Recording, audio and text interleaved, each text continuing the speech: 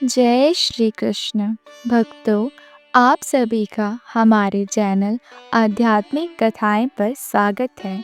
आज हम उस पावन महीने की उस घड़ी में प्रवेश कर रहे हैं जहां संसार के सबसे बड़े सौभाग्य की प्राप्ति का मार्ग खुलता है।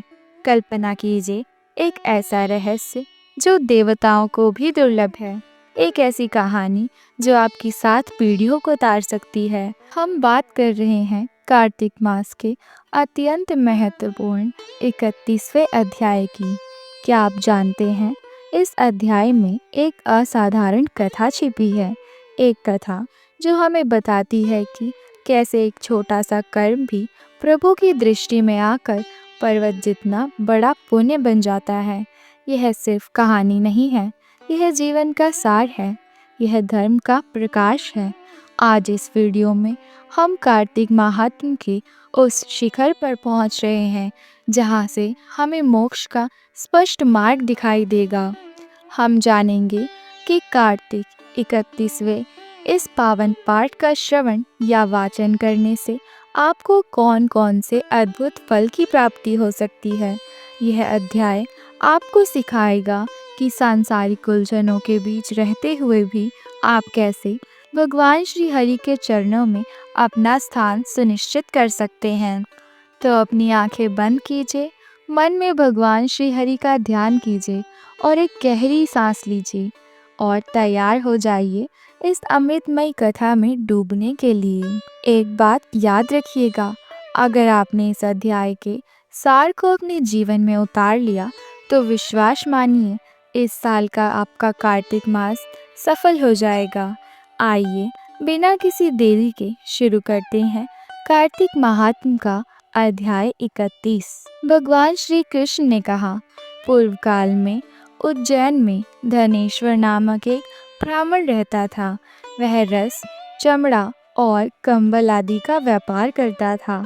वह वैश्यगामी और मद्यपान आदि बुरे कर्मों में लिप्त रहता था। क्योंकि वह रात दिन पाप में रत रहता था, इसीलिए वह व्यापार करने नगर नगर घूमता था। एक दिन वह क्रय विक्रय के कार्य से घूमता हुआ महिष्मतीपुरी में जा पहुंचा, जो राजा महेश ने बसाई थी। वहाँ पाप नाशिनी नर्मदा सदैव शोभा पाती है। उस नदी के किनारे कार्तिक का व्रत करने वाले बहुत से मनुष्य अनेक गांवों से स्नान करने के लिए आए हुए थे।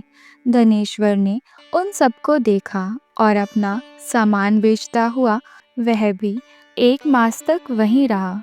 वह अपने माल को बेचता हुआ नर्मदा नदी के तट पर घूमता हुआ स्नान, जप और देवाचरण में लगा हुआ ब्राह्मणों को देखता और वैष्णवों के मुख से भगवान विष्णु के नामों का कीर्तन सुनता था। वह वहां रहकर उनको स्पर्श करता था, उनसे बातचीत करता रहा। वह कार्तिक के व्रत की उद्यापन विधि तथा जागरण भी देखता रहा। उसने पूर्णिमा के व्रत को भी देखा कि व्रती ब्राह्मणों तथा गौओं को भोजन करा रहे हैं, उनको दक्षिणा आदि भी दे रहे हैं। उसने नित्य प्रति भगवान शंकर की प्रसन्नता के लिए होती दीपमाला भी देखी। त्रिपुर नामक राक्षस के तीनों पुरों को भगवान शिव ने इसी तिथि को जलाया था, इसीलिए शिव जी के भक्त इस तिथि को दीप उत्सव मनाते हैं। जो मनुष्य मुझ में और शिव जी में भेद करता है, उसकी समस्त क्रियाएं निष्फल हो जाती हैं।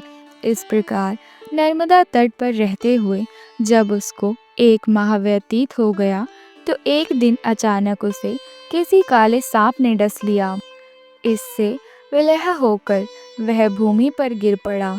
उसकी यह दशा देखकर वहाँ के दयालु भक्तों ने उसे चारों ओर से घेर लिया और उसके मुंह पर तुलसी दल मिश्रित जल के छींटे देने लगे। जब उसके प्राण निकल गए तब यमदूतों ने आकर उसे बांध लिया और कोड़े बरसाते हुए उसे यमपुरी में ले गए। उसे देखकर चित्रगुप्त ने यमराज से कहा, इसने बाल्यावस्था से लेकर आज तक केवल बुरे कार्य ही किए हैं। इसके जीवन में तो पुण्य का लेश मात्र भी दृष्टिगोचर नहीं होता।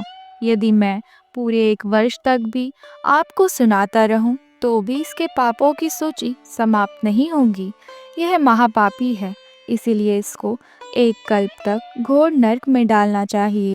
चित्रगुप्त की बात सुनकर यमराज ने कुपित होकर कालनेमी के समान अपना भयंकर रूप दिखाते हुए अपने अनुचरों को आज्ञा देते हुए कहा, हे प्रेत सेनापतियों, इस दुष्ट को मुग्धरों से मारते हुए कुंभीपाक नरक में डाल दो।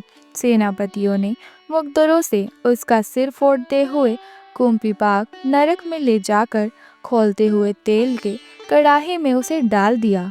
प्रेत सेनापतियों ने उसे जैसे ही तेल के कड़ाही में डाला, वैसे ही वहाँ का कुंड शीतल हो गया। ठीक उसी प्रकार जिस प्रकार पूर्व काल में प्रधान को डालने से दैत्यों की जलाई हुई आग ठंडी हो गई थी। यह विचित्र घटना देखकर प्रेत सेनापति यमराज के पास गए और उनसे सारा वृतांत कहा। सारी बात सुनकर यमराज भी आश्चर्यचकित हो गए और इस विषय में पूछताछ करने लगे। उसी समय नारद जी वहां आए और यमराज से कहने लगे, सूर्य नंदन, यह ब्राह्मण नरकों का उपभोगी करने योग्य नहीं है। जो मनुष्य पुण्य कर्म करने वाले लोगों का दर्शन, स्पर्श और उनके साथ वार्तालाप करता है, वह उनके पुण्य का 6वां अंश प्राप्त कर लेता है। वह धनेश्वर तो 1 मास तक श्री हरि के कार्तिक व्रत का अनुष्ठान करने वाले असंख्य मनुष्यों के संपर्क में रहा है। अंत यह उन सब के पुण्यांश का भागी हुआ है। इसको अनिश्चा से पुण्य प्राप्त हुआ है, इसीलिए यह यक्ष की योनि में रहे और पाप भोग के रूप में सब नरक का दर्शन मात्र करके ही यम यातना से मुक्त हो जाए। भगवान श्री कृष्ण ने कहा, सत्यभामा, नारद जी के इस प्रकार कहकर चले जाने के पश्चात धनेश्वर को पुण्य आत्मा समझते हुए यमराज ने दूतों को उसे नरक दिखाने की आज्ञा दी। तो भक्तों, यह था कार्तिक महात्म का अध्याय 31।